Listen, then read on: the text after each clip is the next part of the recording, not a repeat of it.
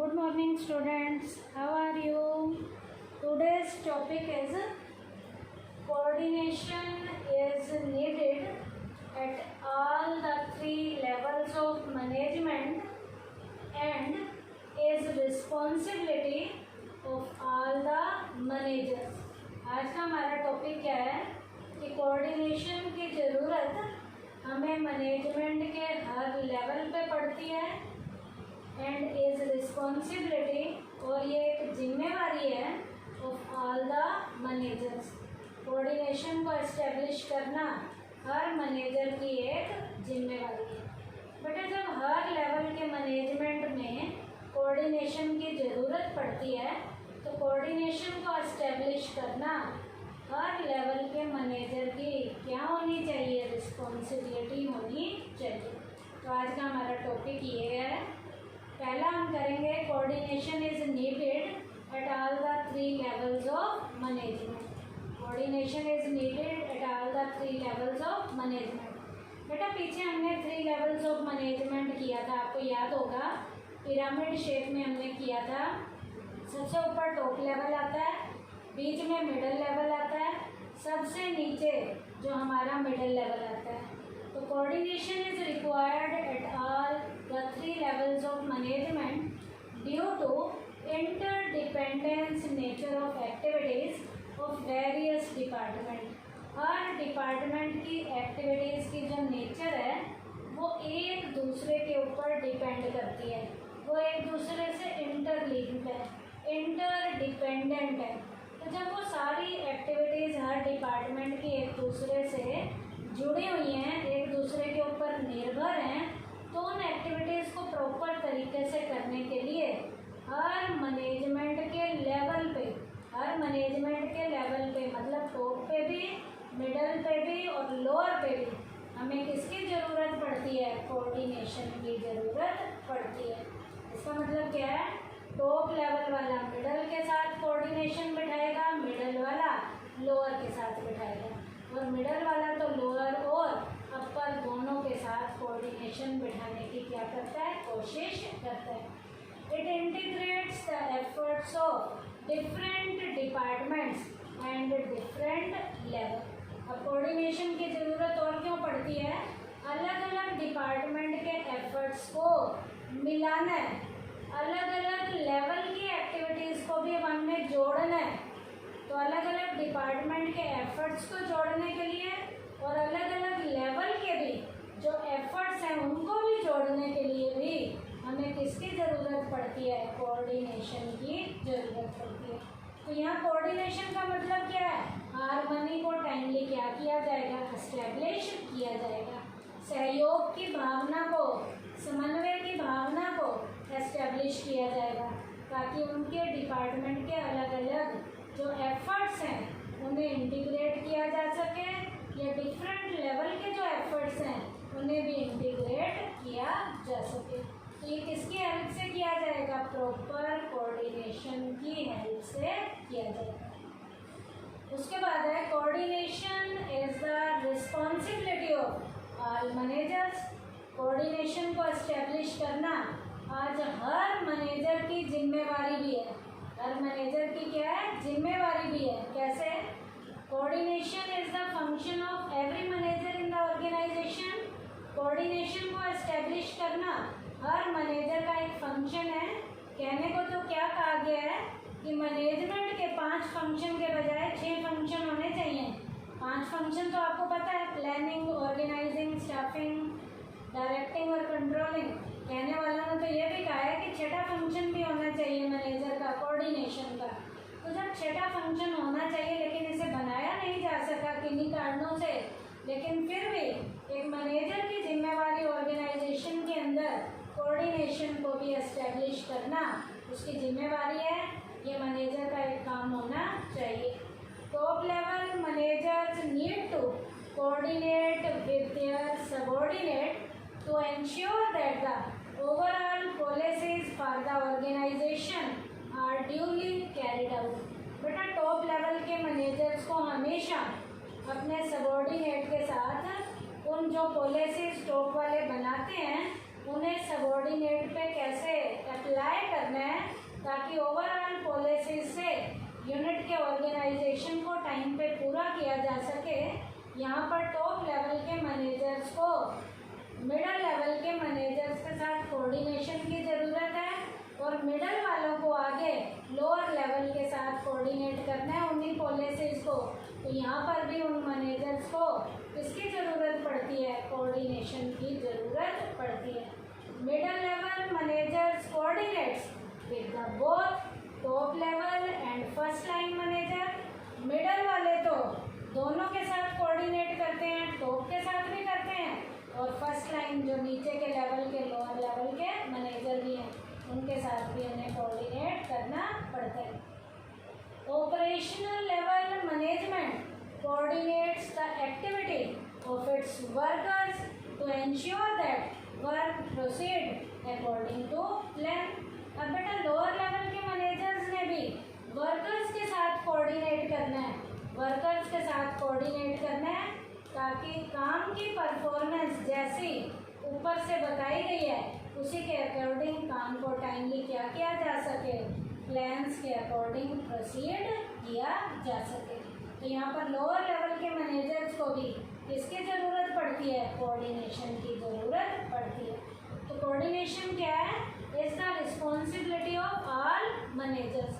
हर manager की responsibility है coordination. एक तो ये हर मैनेजर का फंक्शन है, टॉप लेवल ने जो पॉलिसीज बनाई हैं, जो ऑब्जेक्टिव सेट किए हैं, उन्हें बेटा मिडल तक बताना है, तो इन्हें कोऑर्डिनेशन की मिडल के साथ ज़रूरत पड़ेगी।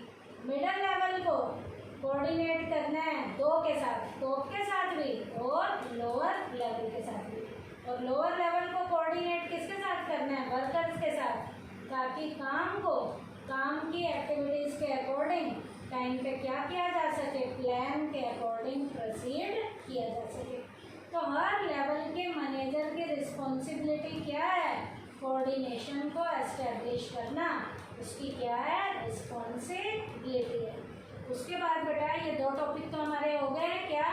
Coordination is needed eight all the 3 levels of management. तो सेकंड हमने क्या किया? Coordination is the responsibility of all managers. इसके बाद अब हम स्टार्ट करने जा रहे हैं इम्पोर्टेंस ऑफ कोऑर्डिनेशन। कोऑर्डिनेशन की इम्पोर्टेंस क्या है? तो इसकी इम्पोर्टेंस को देखने के लिए कुछ पॉइंट्स पे इसकी इम्पोर्टेंस पढ़ेंगे, जिनसे हमें पता चलेगा कि इन सारे पॉइंट्स को पूरा करने के लिए हमें कोऑर्डिनेशन की क्या पड़ती है? ज़रूरत पड़ती है। तो सबसे पहला पॉइंट है size of the organization. These days the scale of doing business is increasing day by day. आज बेटा बिजनेस को करने का डे बाय डे से हमारा जो स्केल है, दिन प्रतिदिन बिजनेस को करने का हमारा जो पैमाना है वो बढ़ता जा रहा है। हमारा बिजनेस का साइज इंक्रीज होता जा रहा है। Any increase in the scale of the business also result in an increase in the number of people employed in the organization। बेटा जैसे जैसे बिजनेस का स्केल बढ़ेगा, उस बिजनेस के स्केल के बढ़ने के अकॉर्डिंग हमें यूनिट में ज़्यादा लोगों की ज़रूरत पड़ेगी। With each person having different interest. जब हमें ज़्यादा लोगों की ज़रूरत पड़ रही है तो उन लोगों के हित भी अलग अलग हैं, वे ऑफ वर्किंग, उनके काम करने का तरीका अलग है, म्यूचुअल अंडरस्टैंडिंग, उनमें आपसी अंडरस्टैंडिंग भी अलग है, ऑब्जेक्टिव ऑफ वर्किंग, काम करने का तरीका भी अलग है, टॉलरेंस, उनकी टॉलरेट करने की जो पावर है वो भी अलग है। इसका मतलब उनके काम करने के सारों के तरीके क्या हैं? अलग अलग हैं। All these people have to work together as a group despite these differences. इन डिफरेंसेस के होते हुए भी उन सब लोगों ने मिलकर काम करना है, which is not a very easy task. और इतने डिफरेंट लोगों के साथ काम करवाना कोई हंसी खेल नहीं है, आसान काम नहीं है। Therefore it is very necessary through coordination a proper environment is created। ये ज़रूरी है कि कोऑर्डिनेशन के जरिए उनके बीच में प्रॉपर एनवायरनमेंट बनाया जा सके, so that everybody gives his full contribution towards the proper environment of the organization, so that everybody gives his full contribution towards the attainment of the objective, ताकि हर एक इंसान अपने अपने अकॉर्डिंग यूनिट के objectives को पूरा करने में अपना प्रॉपर कंट्रीब्यूशन दे सके। तो इतने जो अलग अलग लोग हैं, अलग अलग नेचर के हैं, उन सब के साथ काम को करवाने के लिए हमें जो है कोऑर्डिनेशन की ज़रूरत पड़ती है। क्यों? क्योंकि ऑर्गेनाइजेशन का साइज जो है अब क्या होता जा रहा है, धीरे धीरे इंक्रीज होता जा रहा है। तो जब ऑर्गेनाइजेशन का साइज इंक्रीज हो रहा है तो ज़्यादा लोगों की हमें ज़रूरत पड़ेगी। ज़्यादा लोगों की ज़रूरत है तो उन लोगों की नेचर अलग है, उनकी हैबिट्स अलग हैं, उनकी म्यूचुअल अंडरस्टैंडिंग अलग है, उनके टॉलरेंस अलग है। तो इतने लोगों के साथ प्रॉपर तरीके से काम करवाना कोई आसान काम नहीं है। इस काम को करवाने के लिए हमें किसकी हेल्प लेनी पड़ेगी? कोऑर्डिनेशन की हेल्प लेनी पड़ेगी। उसके बाद है functional differentiation. Functional differentiation, functional differentiation में भी कह सकते हो there may be a clash of interest among the various department. बहुत से डिपार्टमेंट के जो इंटरेस्ट हैं वो आपस में टकराते रहते हैं, क्लैशेस होते रहते हैं। Such a situation becomes a very big hindrance. ये सिचुएशन उनके रास्ते में एक बहुत बड़ी रुकावट बन सकती है। किसके लिए? In the achievement of the organisational goal. जिससे ऑर्गेनाइजेशनल गोल पूरे नहीं होंगे, रास्ते की रुकावटें बढ़नी शुरू हो जाएगी। अब इन रास्ते की रुकावटों को भी दूर करना है तो किसके जरिए करेंगे? कोऑर्डिनेशन से। There is only one way to avoid clashes and that is by establishing proper coordination between the departments. एक ही रास्ता है इनके क्लैशेस को दूर करने का, रास्ते की रुकावट को दूर करने का, कि जो डिपार्टमेंट के लोग हैं उनके क्लैशेस को प्रॉपर किसके जरिए दूर किया जा सके? प्रॉपर कोऑर्डिनेशन के जरिए उनके क्लैशेस को क्या किया जा सके? दूर किया जा सके। इसका मतलब काम करने के सबके तरीके अलग हैं। जब तरीके अलग हैं तो उनके विचारों में मतभेद होगा, उनके हितों में टकराव होगा, उनके इंटरेस्ट में क्लैश आना शुरू हो जाएगा और ये क्लैश उनके रास्ते की रुकावट बनेगा। इस रास्ते की रुकावट को दूर करना है, उनके बीच में सुलझाया करना है, उनके डिस्प्यूट को कम करना है, वो एक ही चीज़ की हेल्प से किया जाएगा। और वो कैसे? डिपार्टमेंट के लोगों के बीच में प्रॉपर क्या होना जरूरी है? कोऑर्डिनेशन होना जरूरी है।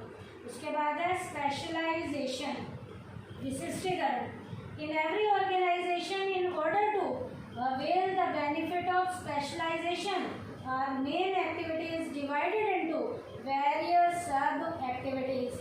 बेटा स्पेशलाइजेशन के अकॉर्डिंग बेनिफिट यदि लेना है तो काम को हर एक व्यक्ति की एक्टिविटीज के अकॉर्डिंग डिवाइड करना है and each of these are allotted to different persons who are expert in their particular sub activity. और काम को छोटे छोटे पार्ट्स में डिवाइड कर दिया। डिवाइड करने के बाद काम को उन लोगों के अकॉर्डिंग, उनके टेस्ट के अकॉर्डिंग डिवाइड करना है ताकि वो पर्टिकुलर एक्टिविटी को करना उन्हें आता हो। और उस काम को सब एक्टिविटीज़ में भी डिवाइड करके देना है ताकि हर एक व्यक्ति उस काम को अपनी अपनी कैपेबिलिटी के अकॉर्डिंग, अपनी अपनी एफिशिएंसी के अकॉर्डिंग कर सके। और जब वो काम करना उन्हें आता होगा, उस काम को करने के वो कैपेबल होंगे, तो स्पेशलाइजेशन का भी बेनिफिट देंगे। Every person wants to do his work in his own way without having any regard for the total work to be perform. कोई भी व्यक्ति एक अकेला सारे काम को नहीं कर सकता।